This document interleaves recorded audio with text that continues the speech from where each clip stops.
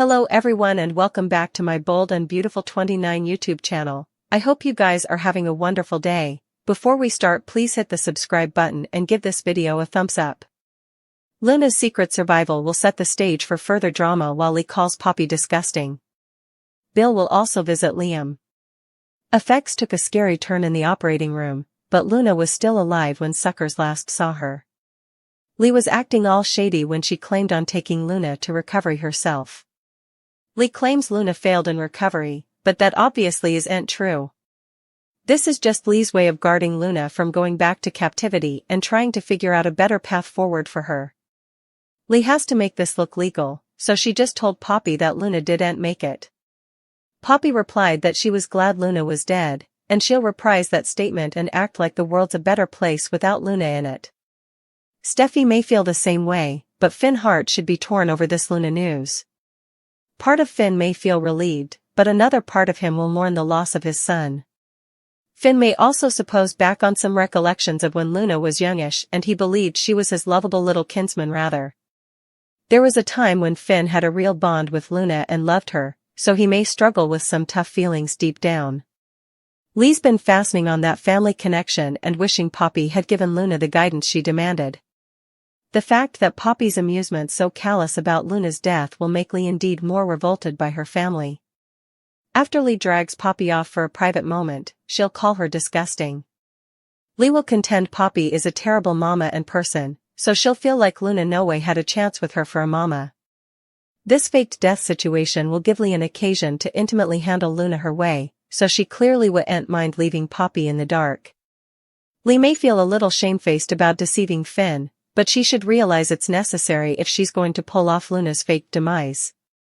Once Ridge and Taylor arrive at the sanitarium, they'll get updates on all the surgery issues. Bill will arrive eager to see Liam, but he'll face counter-reaction from Taylor, Ridge and others first. Bill will be full of remorse when it comes to the amnesty he arranged for Luna. Since none of this would have happened if Bill had just left Luna behind bars, he'll blame himself for this whole firing agony. That said, Bill will suppose the most important thing in this moment is visiting Liam and offering his support.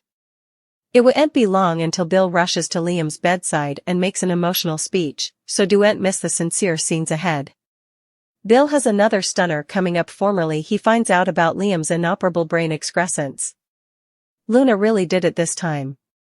She gestured that gun around like it was a toy, and when she eventually took end, she no way indeed got a shot in. People kept submersing for her gun. Sheila tried to attack her own granddaughter and ended up getting shot in the bottom. At least she still has 9 toes. Also, Luna didn't indeed watch. When Liam burst in, he also dived for her gun and ended up getting shot. When he dived for it again, he took end and shot Luna. 3 people ended up in surgery at University Hospital, but one doesn't survive. With Sheila only getting shot in the bottom, it's a enough good bet that she makes it. But it's Liam who's in the most precarious condition. As surgery continues and tragedy takes place, a delicate consummation about Liam is made. He was an idol who was willing to do whatever he demanded to save Steffi. Liam felt he was a dead man anyway, so he was going to go out with a bang. But now his whole life has flashed before him, as he flashed back all the absolutely awful effects he did to both Steffi and Hope as he bounced back and forth between them through the years. However, that means the cancer didn't take him after all, if Liam is really dead. That will give Bill a lot to suppose about, as he's the one who allowed Luna was changed and has her released from prison. However, none of this would have ever happened if he hadn't done that. What a mess Bill made. It bring further lives and was all for nothing. Steffi tells Hope that Luna shot Liam. Steffi and Finn hang over Liam's body. The croaker says he has a palpitation, but it's simulated. Steffi can't believe he's still alive. 911 is on the way. Where Sheila lies, a pool of blood accumulates around her shoe. Steffi helps find commodity to use as tapes and hands them to Finn. Sheila comments that Finn is a good man. Steffi switches out at Sheila for Luna's conduct. Sheila just nods quietly, also looks over at Luna's breathless body. Enchantresses can be heard. Liam is unconscious and blood is streaming from the corner of his mouth. Eventually gets Ms. Dillon out of that closet. The schoolteacher emerges to see multiple EMTs working on 3 bodies. Finn tries to keep the schoolteacher calm.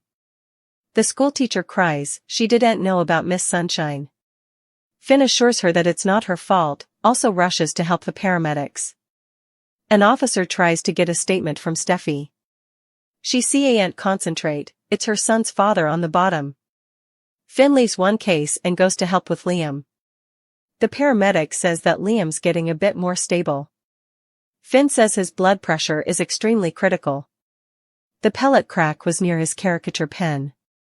The officer asks about the womanish.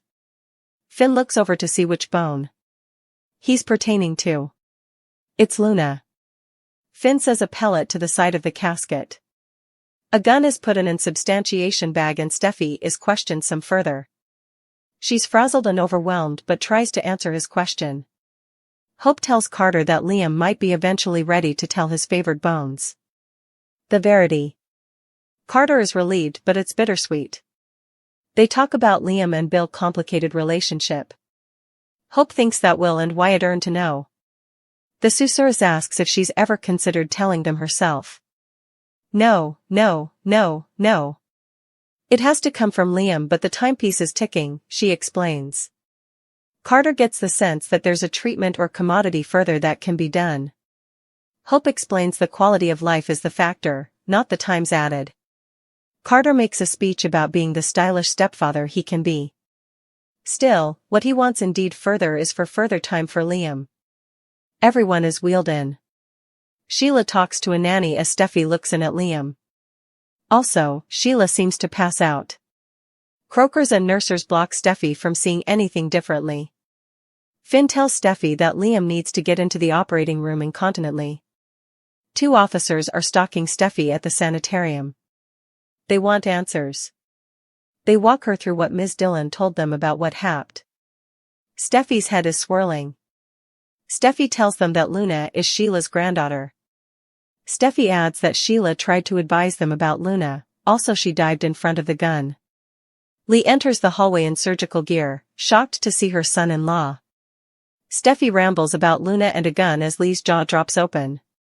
Luna starts crashing. Lee races over but Steffi holds Finn back. Steffi warns that if Luna survives and Liam doesn't, she wouldn't know what she does.